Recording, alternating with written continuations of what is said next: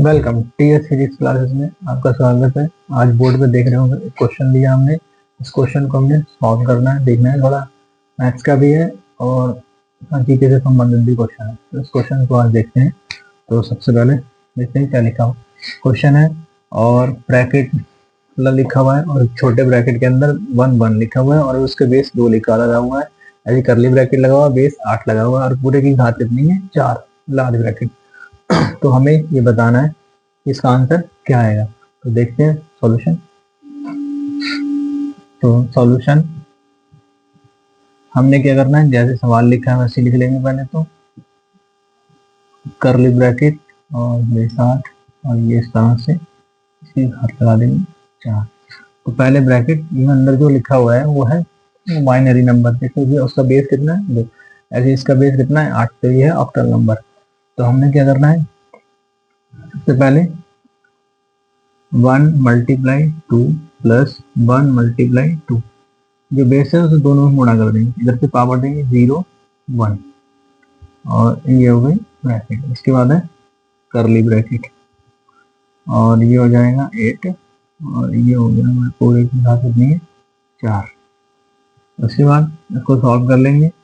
तो ये पावर 1 है तो 2 की गुणा 1 से करेंगे तो हमारे पास कितना आ जाएगा 2 आएगा।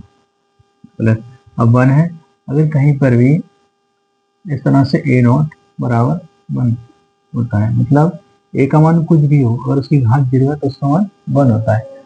हमने यहाँ पे 2 इसी तरह 2 की घात कितनी 0 है तो उसका मान 1 की 1 से मल्टीप्लाई करेंगे तो 1। तो ये हो गया हमारा, ठीक है।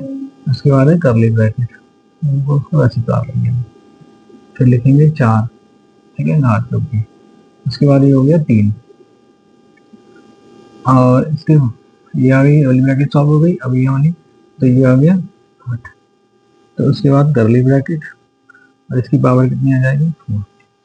तो अब हम जैसे बाइनरी की गुणा में, यानी बाइनरी में 2 से प्रत्येक अंक की गुणा करी थी, अगर यहाँ पे 2 अंक होते तो हम 8 के 2 बार गुणा करते हैं। तो इस तरह से हम दिखाएंगे इसमें 3 गुणा 8। अब इसकी पावर इधर से यहाँ से 0 से शुरू करी तो इधर 0 से करेंगे 0, तो आगे तो नंबर है नहीं 8 तो इसका 0 और इसकी घात कितनी 4।